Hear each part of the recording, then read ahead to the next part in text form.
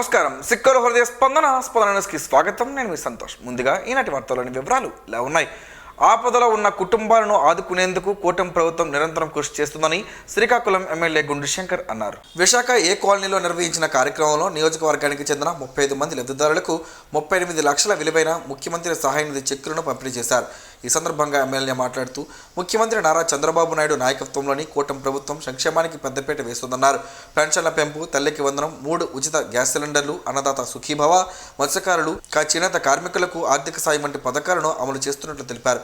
తాను ఎమ్మెల్యేగా బాధ్యతలు చేపట్టిన తర్వాత ఇప్పటి వరకు 389 కుటుంబాలకు సుమారు 3.80 కోట్లు సీఎంఆర్ఎఫ్ ఆర్థిక సాయం అందించినట్లు కొండి శంకర్ వెల్లడించారు. నియోజకవర్గ ప్రజలకు ఏ కష్టం వచ్చినా ఇంటి పెద్ద కొడుకుగా అండగా ఉంటారని భరోసా ఇచ్చారు. ఆపదలో ఉన్న కుటుంబాలకు ఆర్థిక సాయం అందిస్తున్న ముఖ్యమంత్రి నారా చంద్రబాబు నాయుడు, ఉప ముఖ్యమంత్రి పవన్ కళ్యాణ్, మంత్రి నారా లోకేష్లకు నియోజకవర్గ ప్రజల తరపున ఎమ్మెల్యే గుండు శంకర్ కృతజ్ఞతలు తెలిపారు. ప్రజా సమస్యల పరిష్కార వేదిక ద్వారా వచ్చిన అర్జీలను వేగంగా, పారదర్శకంగా పరిష్కరించాలని జిల్లా కలెక్టర్ స్వప్నిల్ పొన్కర్ అధికారులను ఆదేశించారు. జిల్లా పరిషత్ సమావేశ మందిరంలో నిర్వహించిన గ్రీవెన్స్ సెల్లో ప్రజల నుంచి వచ్చిన వినతులను జేసీ ఫర్మాన్ అహ్మద్ ఖాన్ తో కలిసి స్వీకరించారు. అనంతరం సంబంధిత శాఖలకు అర్జీలను సమర్పించారు. నిర్ణీత గడువులోగా సమస్యలను పరిష్కరించాలని, నిర్లక్ష్యం వహిస్తే చర్యలు తప్పవని హెచ్చరించారు. కార్యక్రమంలో జిల్లా అధికారులు, సిబ్బంది పాల్గొన్నారు.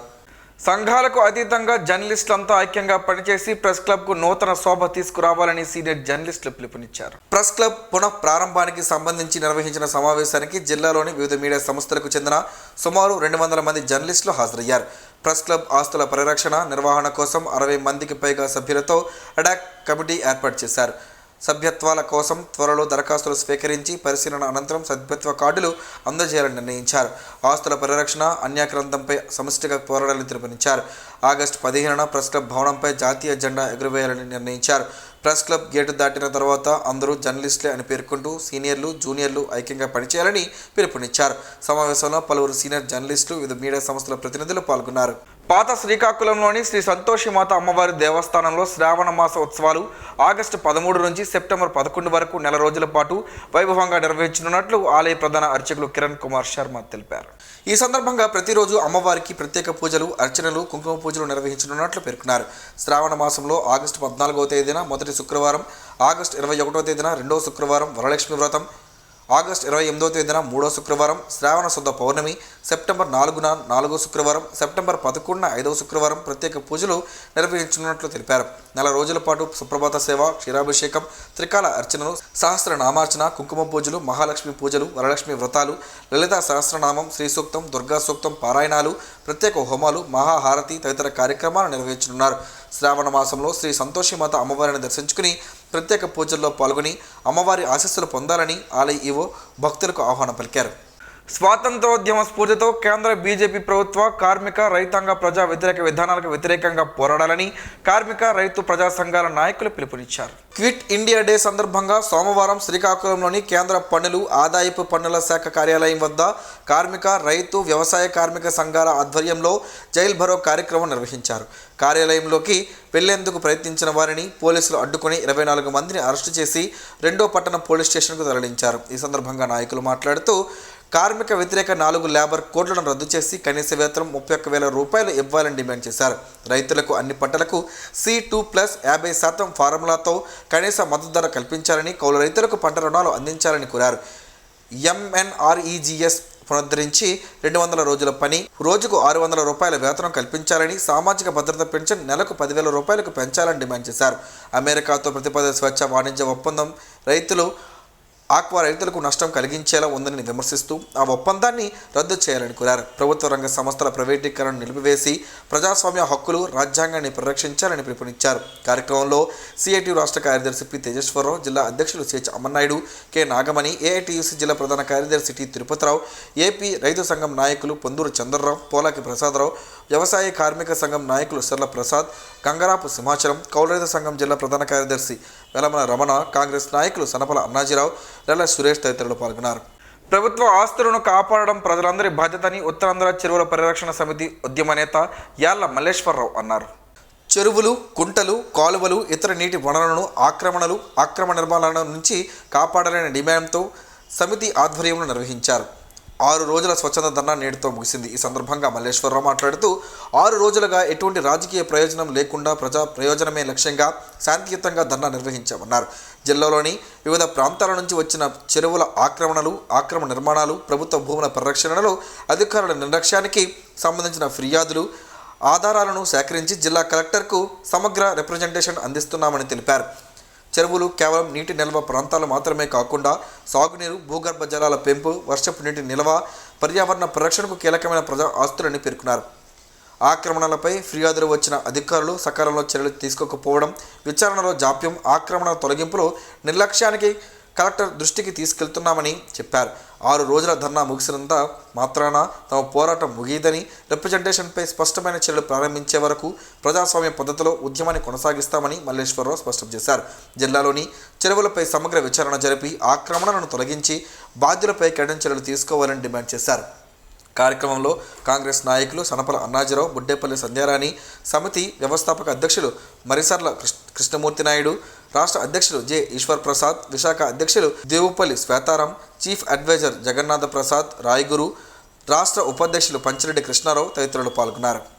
పలాస నియోజకవర్గం మందస మండలం పరిధిలోని ఏజెన్సీ ప్రాంతమైన పాతకోటలో పిడుగుపడి 2 మహిళలు మృతి చెందడం అత్యంత బాధాకరమని రాష్ట్ర వ్యవసాయ శాఖ మంత్రి కింజరాపు అచ్చెన్నాయుడు తీవ్ర దిగ్భ్రాంతిని వ్యక్తం చేశారు. పిడుగుపాటు ఘటనతో సుమిద్రి, జోరా అనే 2 మహిళలు మృతి చెందడం పట్ల మంత్రి విచారం వ్యక్తం చేశారు. మృతుల కుటుంబ సభ్యులకు తన ప్రగాఢ సానుభూతిని తెలియజేశారు. ఈ విషాద సమయంలో బాధిత కుటుంబాలకు ప్రభుత్వం అండగా ఉంటుందని తెలిపారు. అదేవిధంగా పిడుగుపాటు ఘటనలో మరో 4 గాయపడడం పట్ల మంత్రి ఆవేదన వ్యక్తం చేశారు. గాయపడిన వారికి హరిపురం ప్రభుత్వ ఆసుపత్రుల్లో అందుతున్న వైద్య చికిత్సలపై అధికారులను ఆరా తీశారు. మృతగాత్రులకు మెరుగైన వైద్య సేవలు అందించాలని వైద్యులకు, సంబంధిత అధికారులకు మంత్రి సూచించారు. గాయపడిన వారి ఆరోగ్య పరిస్థితిని ఎప్పటికప్పుడు పర్యవేక్షించాలని, అవసరమైన వైద్య సహాయాన్ని తక్షణమే అందించాలని అధికారులను మంత్రి ఆదేశించారు. బాధిత కుటుంబాలకు అన్ని విధాల సహాయ సహకారాలు అందించాలని సూచించారు. ప్రజా ఫిర్యాదుల పరిష్కారానికే మొదటి ప్రాధాన్యత ఇస్తూ ప్రతి ఫిర్యాదును క్షేత్రస్థాయిలో విచారణ జరిపి బాధితులకు న్యాయం చేయాలని పోలీసు అధికారులను జిల్లా ఎస్పీ కెవి మహేశ్వర్ రెడ్డి ఆదేశించారు.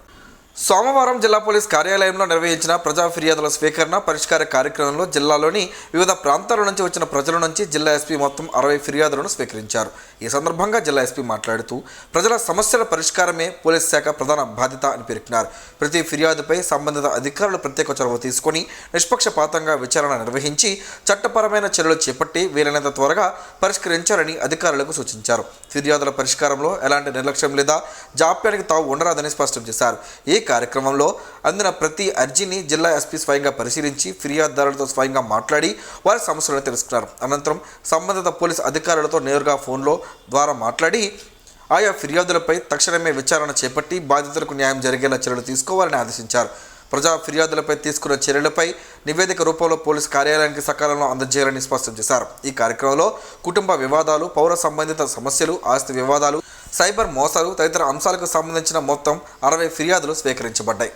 అర్హత కలిగిన ప్రతి పేదవాడికి పెన్షన్ మంజూరు చేయడం జరుగుతుందని, ఎవరు అధైర్యపడనవసరం లేదని ఆమదాలవలస ఎమ్మెల్యే పిఈసి చైర్మన్ కోన రవికుమార్ భరోసా కల్పించారు. ఆమదాలవలస నియోజకవర్గంలో ఆమదాలవలస పట్టణంలో మున్సిపల్ కార్యాలయంలో నియోజకవర్గ పరిధిలో కొత్తగా మంజూరైన 50 స్పౌజ్ రోల్ బ్యాక్ పెన్షన్ల పంపిణీ కార్యక్రమంలో ముఖ్య అతిథిగా ఆమదాలవలస శాసనసభ్యులు, రాష్ట్ర పిఈసి చైర్మన్ కోన రవికుమార్ హాజరై లబ్ధిదారులకు పెన్షన్ డబ్బులను అందజేశారు. ఈ సందర్భంగా ఎమ్మెల్యే మాట్లాడుతూ అర్హులైన ప్రతి కుటుంబానికి ప్రభుత్వ సంక్షేమ పథకాల ఫలాలు చేరేలా కృషి చేస్తున్నామని తెలిపారు. ముఖ్యంగా వృద్ధులు, వితంతువులు, దివ్యాంగులు, ఆధారం లేని కుటుంబాలకు పెన్షన్లు ఎంతో ఆర్థిక భరోసా కల్పిస్తాయని అన్నారు. కొత్తగా మంజూరైన 50 స్పౌజ్ రోల్ బ్యాక్ పెన్షన్లు లబ్ధిదారులకు అందించడం ద్వారా వారి కుటుంబాలకు ఆర్థిక ఉపశమనం కలుగుతుందని పేర్కొన్నారు. ప్రజల సంక్షేమమే ప్రభుత్వ ప్రధాన లక్ష్యమని, అర్హత ఉన్న ప్రతి ఒక్కరికి ప్రభుత్వ సహాయం అందేలా చర్యలు కొనసాగుతాయని స్పష్టం చేశారు. పెన్షన్ డబ్బులు అందుకున్న లబ్ధిదారులు ఎమ్మెల్యేకి కృతజ్ఞతలు తెలియజేస్తూ ఆనందం వ్యక్తం చేశారు. కార్యక్రమంలో రాష్ట్ర ఉపాధ్యక్షులు T Sujatha, Kalinga corporation director Tammineni Shekhar, DCCB chairman Sivala Suryanarayana, party ముఖ్య నాయకులు, కార్యకర్తలు పాల్గొన్నారు. సమాజంలో పేదలు బలహీన వర్గాలకు ఉచిత న్యాయ సహాయం అందించడంలోనూ చట్టాలపై ప్రజలకు చైతన్యం తేవడంలోనూ పారాలీగల్ వాలంటీర్ల పాత్ర అత్యంత కీలకమైనదని జిల్లా న్యాయ సేవాధికార సంస్థ కార్యదర్శి కె హరిబాబు అన్నారు. జిల్లా కోర్టు ఆవరణలో సోమవారం పారాలీగల్ వాలంటీర్లకు ప్రత్యేక క్రమబద్ధమైన శిక్షణా కార్యక్రమాన్ని నిర్వహించారు. ఈ సందర్భంగా ఆయన మాట్లాడుతూ బాధితులకు న్యాయ విభాగానికి మధ్య వాలంటీర్లు వారధిగా నిలవాలని పిలుపునిచ్చారు. ఈ శిక్షణ కార్యక్రమంలో భాగంగా వాలంటీర్ల క్షేత్రస్థాయి కార్యకలాపాలు, పనితీరు మెరుగుదల, క్రమం తప్పకుండా అధికారులకు నివేదికలు సమర్పించే విధానాలపై క్షుణ్ణంగా అవగాహన కల్పించారు. గ్రామీణ పట్టణ ప్రాంతాల్లో న్యాయ విజ్ఞాన సదస్సులు నిర్వహించి ప్రజలకు చట్టపరమైన హక్కులను వివరించాలని సూచించారు. క్షేత్రస్థాయిలో మరింత సమర్థవంతంగా సేవలు అందించేందుకు అనుసరించాల్సిన ప్రామాణిక నివేదన యంత్రాంగాల గురించి సమగ్రంగా వివరించారు. ఈ కార్యక్రమంలో జిల్లా వ్యాప్తంగా వచ్చిన పారాలీగల్ వాలంటీర్లు పెద్ద సంఖ్యలో పాల్గొన్నారు. మెగా డిఎస్సిపై వైకాపా నాయకులు చేస్తున్న తప్పుడు ప్రచారాలను వెంటనే ఆపాలని టీడీపీ శ్రీకాకుళం పార్లమెంట్ అధ్యక్షుడు మొదలవలస రమేష్ హితవు పలికారు. డిఎస్సి ద్వారా ఎంపికైన ఉపాధ్యాయులపై కక్ష సాధింపు ధోరణితో వ్యవహరించడం సరికాదని, నిరుద్యోగ యువతను రెచ్చగొట్టే ప్రయత్నాలు మానుకోవాలని సూచించారు. సోమవారం శ్రీకాకుళంలోని జిల్లా టీడీపీ కార్యాలయంలో పార్టీ అధికార ప్రతినిధి పిఎంజే బాబుతో కలిసి నిర్వహించిన విలేకరుల సమావేశంలో రమేష్ మాట్లాడుతూ 2025 మెగా డిఎస్సిని పారదర్శకంగా కట్టుదిట్టమైన భద్రతా ఏర్పాట్ల మధ్య నిర్వహించామని తెలిపారు. ఆధారాలు లేకుండా పేపర్ లీకేజ్ ఆరోపణలు చేయడం వైకాపా రాజకీయ అజ్ఞానానికి నిదర్శనమన్నారు. కోర్టు కేసులు, ఇతర అడ్డంకులు ఉన్నప్పటికీ కూటమి ప్రభుత్వం 16,347 ఉపాధ్యాయ పోస్టులను భర్తీ చేసి నిరుద్యోగులకు ఉద్యోగాలు కల్పించిందన్నారు. గత వైకాపా ప్రభుత్వ హయాంలో ఒక్క డిఎస్సి కూడా నిర్వహించలేదని విమర్శించారు. చంద్రబాబు ముఖ్యమంత్రిగా ఉన్న కాలంలో 9 డిఎస్సీల ద్వారా సుమారు 2 లక్షల ఉపాధ్యాయ పోస్టులు భర్తీ చేసిన ఘనత టీడీపీకే దక్కుతుందని పేర్కొన్నారు. డిఎస్సిపై బహిరంగ చర్చకు మంత్రి నారా లోకేష్ చేసిన సవాల్కు వైకాపా నేతలు సమాధానం చెప్పాలని రమేష్ డిమాండ్ చేశారు. రానున్న అసెంబ్లీ సమావేశాల్లో వైకాపాకు చెందిన 11 మంది ఎమ్మెల్యేలు హాజరై డిఎస్సి అంశంపై చర్చించాలని సూచించారు. తప్పుడు ప్రచారాలు, రాజకీయ డ్రామాలు మానుకోవాలని హితవు పలికారు. కార్యక్రమంలో పట్టణ అధ్యక్షుడు పాండ్రంగి శంకర్, ఏపీ కనీస వేతనాల సలహా మండలి డైరెక్టర్ విభుదు సూరిబాబు తదితరులు పాల్గొన్నారు. వైఎస్ఆర్సీపీ అధినేత మాజీ ముఖ్యమంత్రి వైఎస్ జగన్మోహన్ రెడ్డి పిలుపు మేరకు పలాస నియోజకవర్గంలో వైఎస్ఆర్సీపీ శ్రేణులు భారీ ర్యాలీ నిర్వహించారు. ఇటీవల నిర్వహించిన డిఎస్సి పరీక్షల్లో అవకతవకలు, అక్రమాలు జరిగాయని ఆరోపిస్తూ నిరుద్యోగులకు న్యాయం చేయాలని డిమాండ్ చేస్తూ ఈ నిరసన చేపట్టారు. ఈ సందర్భంగా వైఎస్ఆర్సీపీ రాష్ట్ర కార్యదర్శి, పలాస నియోజకవర్గ పరిశీలకులు ఎన్ని ధనంజయరావు మాట్లాడుతూ కూటమి ప్రభుత్వం నిరుద్యోగులకు మోసం చేస్తుందని విమర్శించారు. డిఎస్సి పరీక్షలో పారదర్శకత లోపించిందని, కష్టపడి చదివిన అర్హులైన అభ్యర్థులకు అన్యాయం జరిగిందని ఆరోపించారు. పరీక్షల్లో జరిగిన అవకతవకలపై సమగ్ర విచారణ జరిపి బాధితులకు తక్షణమే న్యాయం చేయాలని డిమాండ్ చేశారు. జగన్మోహన్ రెడ్డి నాయకత్వంలో వైఎస్ఆర్సీపీ విద్యార్థులు, నిరుద్యోగుల పక్షాన నిరంతరం పోరాడుతుందని ధనంజయరావు స్పష్టం చేశారు. ర్యాలీలో పార్టీ నాయకులు, కార్యకర్తలు, యువత, నిరుద్యోగులు, ప్రజలు పెద్ద సంఖ్యలో పాల్గొన్నారు. కార్యక్రమాన్ని విజయవంతం చేసిన పలాస నియోజకవర్గ ప్రజలు, యువత, నిరుద్యోగులు, పార్టీ శ్రేణులకు ధనంజయరావు కృతజ్ఞతలు తెలిపారు. రాజ్యాంగాన్ని గౌరవించడం ప్రతి పౌరుడి బాధ్యత అని పలువురు ప్రముఖులు పేర్కొన్నారు.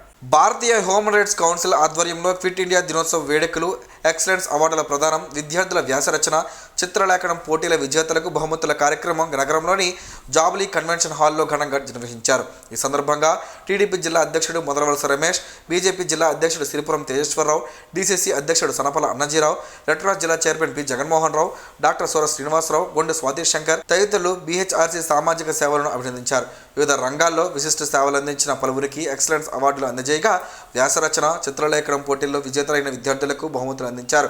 జిల్లాలోని వివిధ పాఠశాలకు చెందిన సుమారు 800 మంది విద్యార్థులు పోటీల్లో పాల్గొన్నారు. కార్యక్రమాన్ని బీహెచ్ఆర్సీ తెలుగు రాష్ట్రాల అధ్యక్షుడు కొంక్యాన వేణుగోపాల్ అధ్యక్షతన, జాతీయ ఉపాధ్యక్షుడు డాక్టర్ ఎన్ ప్రభు, జిల్లా అధ్యక్షుడు రౌతు సూర్యనారాయణ, మహిళా విభాగం రాష్ట్ర అధ్యక్షురాలు పి మణిశర్మ తదితరుల సమన్వయంలో నిర్వహించారు. లవంగాలతో పలు ఆరోగ్య ప్రయోజనాలు ఉన్నాయని ఆరోగ్య నిపుణులు చెబుతున్నారు. ఆ వివరాలేంటో ఈరోజు ప్రసారమయ్యే ఆరోగ్యమే మహాభాగ్యంలో తెలుసుకుందాం.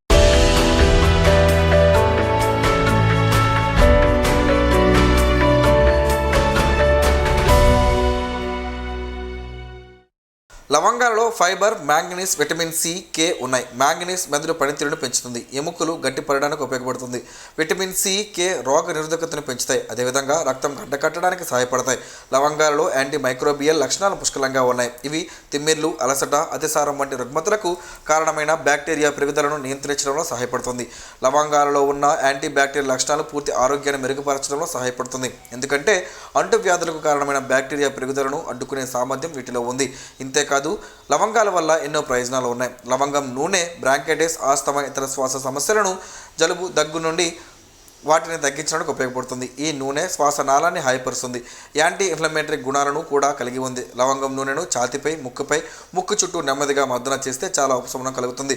కొన్ని లవంగాలను, కొన్ని చుక్కల లవంగం నూనెను వేడి నీటిలో వేసి దాని టీలా తాగితే కొద్దిగా ఉపశమనం కలుగుతుంది. నొప్పులు, వాపులకు, కీళ్ళ నొప్పులకు చక్కని నివారణ. లవంగాలలోని యూజెనాల్ అనే పదార్థానికి శక్తివంతమైన యాంటీ ఇన్ఫ్లమేటరీ గుణాలు ఉన్నాయి. ఇవి లవంగం నూనెలో కూడా పుష్కలంగా ఉన్నాయి. లవంగాలు నోటుపూత, గొంతు వాపులతో కూడా పోరాడుతుంది.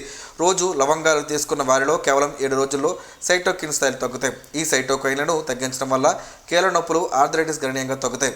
క్రమం తప్పకుండా లవంగాలు తీసుకోవడం వల్ల గ్లూకోజ్ స్థాయిలు తగ్గుతాయి. ఇన్సులిన్ ఉత్పత్తి చేసే కణాలు ఆరోగ్యాన్ని మెరుగుపరుస్తుందని చెప్పబడిన నైజీరియస్ అనే మరొక సమ్మేళనం లవంగాలలో ఉంది. అందువల్ల లవంగాలను ఆహారంలో చేర్చడం ద్వారా మధుమేహాన్ని తగ్గించవచ్చు. లవంగాలలోని కొన్ని సమ్మేళనాలు కడుపులోని అల్సర్లను తగ్గిస్తాయి. లవంగాల నుంచి వచ్చే నూనె గ్యాస్ట్రిక్ మ్యూకస్ యొక్క మందం పెంచుతుంది. ఇది కడుపులో లైనింగ్ను రక్షిస్తుంది, సంబంధించిన అల్సర్లను నిరోధిస్తుంది. లవంగాలలో ఫైబర్ జన్య వ్యవస్థను మెరుగుపరచడానికి సహాయపడుతుంది, మలబద్ధకం నిరోధించడానికి ఉపయోగపడుతుంది.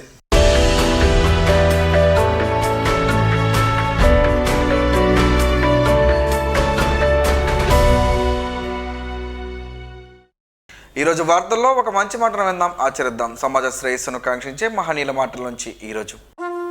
జీవనం గమనం గమ్యం. ఋషి చింతన. మౌనం సమ్మతిని ఇస్తుంది, త్యాగం ముక్తిని ఇస్తుంది. జంతువులు తమ చూపులోనే వాటి భాష వ్యక్తీకరింపబడుతుంది. చెట్లు తమ పరిసరాలలోనే తమ శక్తిని నింపబడతాయి. ఋషులు తమ ఏకాంతములోనే చైతన్యమును అనుభూతిపరచగలరు.